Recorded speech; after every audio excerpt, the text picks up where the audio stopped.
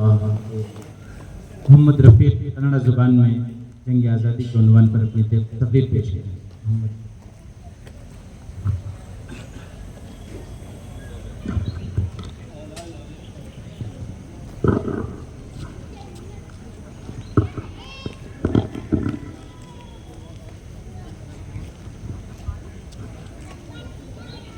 अस्सलामु अलैकुम वरहमतुल्लाहि वबरकातुह। नहमदु व नुसल्ली अला रसूलिल करीम।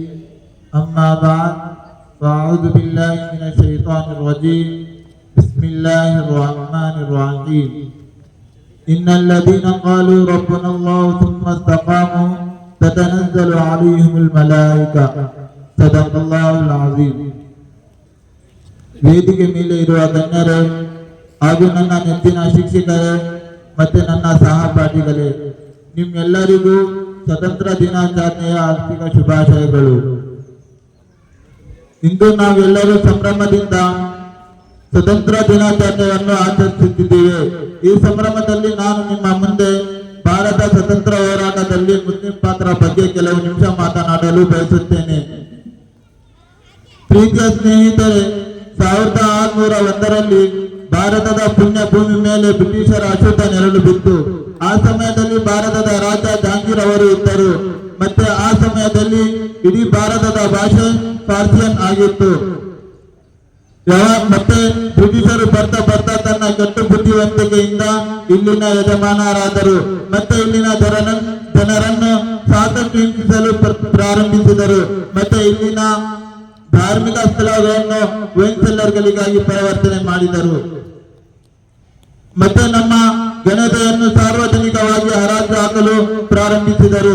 ಮತ್ತೆ ನಮ್ಮ ಮಹಿಳೆಯರನ್ನು ಕ್ಯಾರೆಟ್ ಮತ್ತು ಮುಲ್ಲಂಗಿಯಂತೆ ಮಾರಾಟ ಮಾಡಲು ಪ್ರಾರಂಭಿಸಿದರು. ಯಾವಾಗ ಭಾರತೀಯರು ಗುಲಾಮರಾದರು, ಯಾವಾಗ ಭಾರತೀಯರ ರಕ್ತ ಅವರ ಬೆವರಿಗಿಂತ ಅರ್ಥವಾಯಿತು, ಅವಾಗ 1772ರಲ್ಲಿ ಎಲ್ಲರಿಗಿಂತ ಮುಂಚೆ ಬ್ರಿಟಿಷರ ವಿರುದ್ಧ ತನ್ನ ಧ್ವನಿಯನ್ನು ಮೇಲೆ ಮಾಡಿದರು. ಅವರು ಶಾ ಅಬ್ದುಲ್ ಅಜೀಜ್ ಮಹಜೂದ್ ದೆಹಲಿ ರಹಮತುಲ್ಲಾಹಿ ಅವರು ಇದ್ದಾರೆ. ಶಾ ಅಬ್ದುಲ್ ಅಜೀಜ್ ಅವರ ತೀರ್ಪು ಏನೆಂದರೆ, ಬ್ರಿಟಿಷರ ನಿದ್ರೆಯನ್ನು ಗೆಲ್ಲಿಸುವ ಮತ್ತೆ ತಡೆಯಲಾರದ ಮಿಂಚು ಹಂಗೆ ಇತ್ತು. ಈ ಮಾತನ್ನು ಕೇಳಿ ಭಾರತೀಯರ ಮನಸ್ಸಿನಲ್ಲಿ ಕ್ರಾಂತಿಯ ಕಿತ್ತು ಹುಟ್ಟಿತು. ಮಸ್ನದ್ನಲ್ಲಿ ಕುಳಿತು ಕುರಾನ್ ಮತ್ತು ಹದೀಸ್ ಕಲಿಸುವ ವಿದ್ವಾಂಸರು ತನ್ನ ಶಾಲೆ ಮತ್ತು ಖಾನ್ಖಾಗಳನ್ನು ಬಿಟ್ಟು ಮೈದಾನದಲ್ಲಿ ಬಂದರು.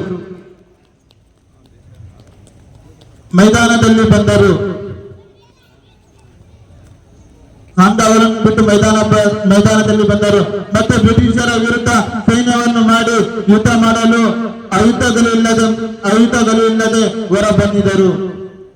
ಅದಾದ ಮೇಲೆ ಶಾ ಅಬ್ದುಲ್ ಅಜೀಜ್ ಅವರ ತೀರ್ಪು ಧಾರಣೆ 1792ರಲ್ಲಿ ಟಿಪ್ಪು ಸುಲ್ತಾನ್ ಶಹೀದ್ ರಹಮತುಲ್ಲಾಹಿ ಅವರು ಬ್ರಿಟಿಷರ ಸೈನ್ಯವನ್ನು ಯುದ್ಧಕ್ಕೆ ಬನ್ನಿ ಎಂದು ಆಹ್ವಾನ ಮಾಡುತ್ತಾರೆ. ಇವರೇ ಅದೇ ಮೈಸೂರಿನ ಹುಲಿ ಮತ್ತೆ ಕ್ರಾಂತಿಯ ವೀರ. ಯಾರು ತನ್ನ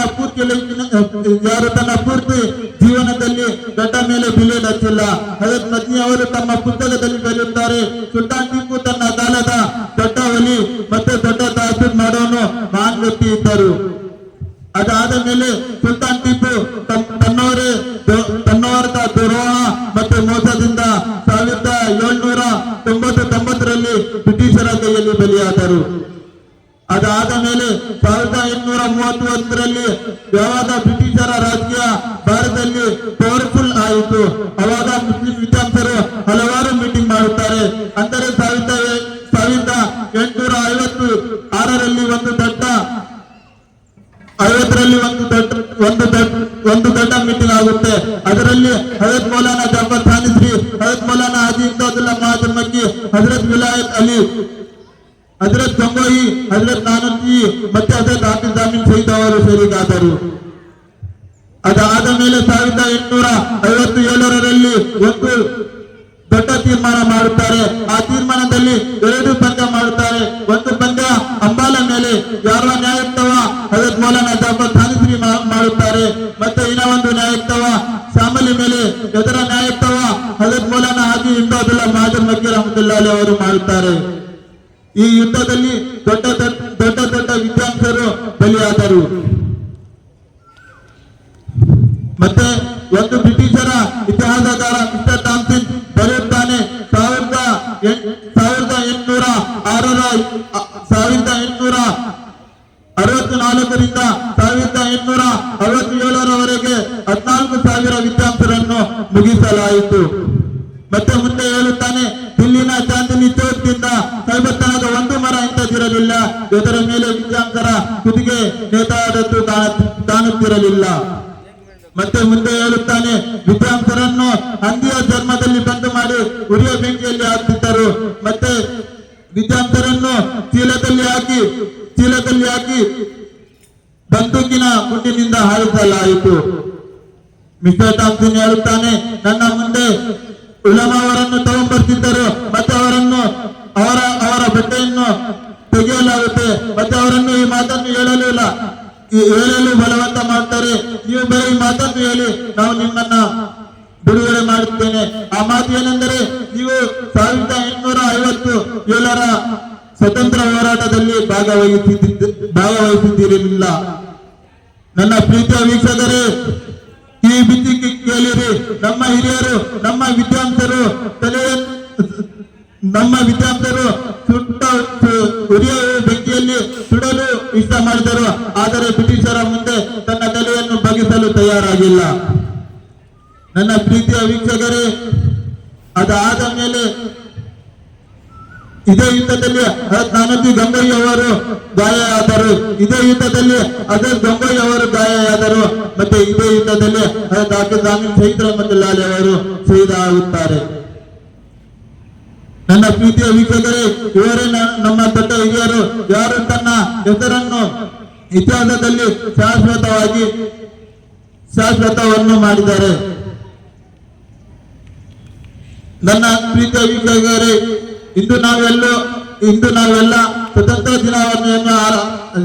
ದಿನಾಚರಣೆಯನ್ನು ಸಂಭ್ರಮದಿಂದ ಆಚರಿಸುತ್ತಿದ್ದೇವೆ. ಅಂದರೆ ಇದರ ಹಿಂದೆ ಸಾಕಷ್ಟು ಜನರ ಬಲಿದಾನವಿದೆ ಎಂದು ಮರೆಯುವುದಿಲ್ಲ. ಮತ್ತೆ ನಮ್ಮ ರಾಷ್ಟ್ರವು ವಿವೇಕತೆಯಲ್ಲಿ ಏಕತೆ ಎಂದು ಹೊಂದಿರುವ ದೇಶವಾಗಿದೆ. ನಮ್ಮ ದೇಶದಲ್ಲಿ ಸಂಸ್ಕೃತಿ, ಭಾಷಾ ಮತ್ತು ಧರ್ಮದಲ್ಲಿ ಹಲವಾರು ವಿವಿಧತೆಯನ್ನು ಕಾಣಬಹುದಾಗಿದೆ. ಆದರೂ ನಾವೆಲ್ಲ ಒಂದಾಗಿ ಬಾಳುತ್ತಿರೋದು ಇದು ಹೆಮ್ಮೆಯ ವಿಷಯವಾಗಿದೆ. ಇಲ್ಲಿ ತನಕ ನಂಗೆ ಮಾತನಾಡುವ ಅವಕಾಶ ಕೊಟ್ಟಿದ್ದಕ್ಕೆ ಎಲ್ಲರಿಗೂ ಧನ್ಯವಾದಗಳು.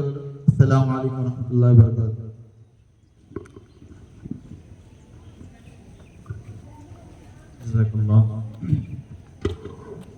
इससे पहले कि मिठाई तकसीम हो, मैं आप तमाम हजरात का तहे दिल से शुक्रिया अदा करता हूँ।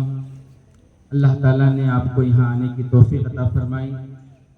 मेहमानाने रसूल की मोहब्बत में यहाँ आना, ये आपकी यहाँ हाजिरी अल्लाह के कलाम से मोहब्बत की अलामत है।